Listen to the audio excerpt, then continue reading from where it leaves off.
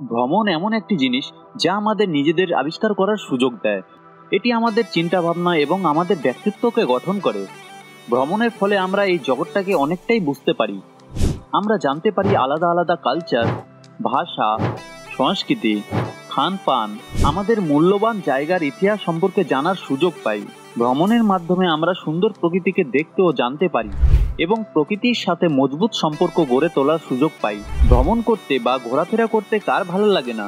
আর আমাদের দেশ ভারতবর্ষ অনেক ইতিহাসে ভরা সবচেয়ে প্রাচীন দেশের মধ্যে একটি। নমস্কার, আপনাদের সবাইকে স্বাগত জানাই আমার নতুন চ্যানেল বাংলা ব্লগসে। আর এই চ্যানেলের মাধ্যমে আপনাদের সামনে আমি একটি গল্প নিয়ে আসতে চাই।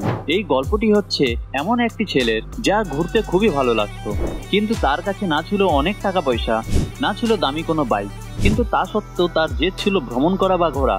তখন আর কি, নিজের বহু পুরানো ভাঙাচোরা সাইকেলের সঙ্গে কিছু প্রয়োজনীয় জিনিসপত্র গুছিয়ে বেরিয়ে পড়লো এক অজানা আর মুশকিল ভরা পথের দিকে। এই যাত্রাটি ছিল দেশি সাইকেলের সঙ্গে। সাধারণ সাইকেলে ছিল, এর জন্যই যাত্রাটি ভয়ঙ্কর কঠিন এবং চ্যালেঞ্জিং ছিল।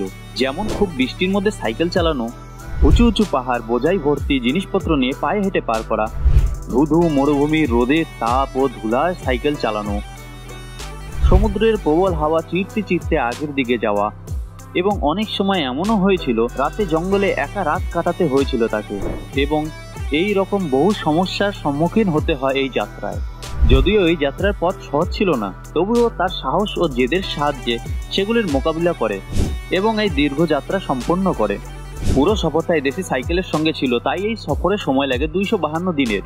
এই যাত্রা আরম্ভ হয়েছিল আজ থেকে 2 বছর আগে 27 জুলাই 2022-এ। এই যাত্রা শুরু হয়েছিল তার বাড়ি পশ্চিমবঙ্গ থেকে, তারপর বিহার, ঝাড়খণ্ড হয়ে আবার পশ্চিমবঙ্গের আসানসোল, বিষ্ণুপুর হয়ে কলকাতার সাইড দিয়ে উড়িষ্যা, অন্ধ্রপ্রদেশ, তামিলনাড়ু, তারপর এইভাবে ভারতের শেষ প্রান্ত কন্যাকুমারী পৌঁছে যায়। কন্যাকুমারী থেকে লাদাখ যাওয়ার পরিকল্পনা ছিল, কিন্তু তার ভাগ্যে অন্য কিছুই ছিল। তারপর আবার শুরু হয় কন্যাকুমারী ভারতের শেষ প্রান্ত থেকে এই যাত্রা। তারপর কেরালা, তামিলনাড়ু, কর্ণাটকা, মহারাষ্ট্র, গুজরাট, রাজস্থান, হরিয়ানা, দিল্লি, পাঞ্জাব, তারপর হিমাচল প্রদেশ পৌঁছে যায়। হিমাচল থেকে লাদাখের রাস্তা তুষারপাত বা স্নোফলের জন্য পুরোপুরি বন্ধ হয়ে যায়, আর লাদাখ যাওয়ার স্বপ্নই রয়ে যায়।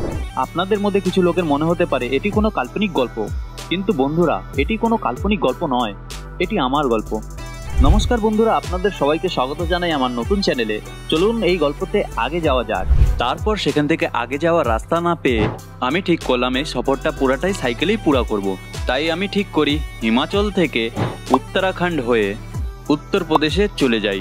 উত্তরপ্রদেশের থেকে আবার বিহার হয়ে তারপরে পশ্চিমবঙ্গে আবার ফেরত চলে আসি। এই পুরা সাইকেল জার্নিতে আমার অনেক কষ্টের সম্মুখীন হতে হয়েছে, কিন্তু তা সত্ত্বেও বাড়িতে ফেরত আসার পরে একটা আলাদাই খুশি ছিল আমার মনের মধ্যে। কারণ আমি 16,000 কিলোমিটারেরও বেশি সাইকেল চালিয়ে এই সফরটিকে পুরো করেছিলাম। পুরো সফরটাই ছিল এই সাইকেলের ভরসায়। এই যাত্রার ফলে আমি অনেক জায়গা দেখেছি, যেমন গগনচুম্বী ঠান্ডা ঠান্ডা পাহাড় পর্বত, ভারতের মূল্যবান কিছু নদী, কিছু সুন্দর সুন্দর হ্রদ, আবার কখনো আগুনের তাপের মতো ধু ধু মরুভূমি, আবার কখনো শান্ত থাকা সমুদ্রও দেখেছি, যার রূপ কখনো ভয়ঙ্করও হয়েছে। আর আমি যখন রামসেতু দেখলাম, আমার মনের ভেতরে একটা অন্যরকম আবেগ জেগে উঠল। এই যাত্রা আমার জন্য অভিজ্ঞতার ভান্ডার ছিল।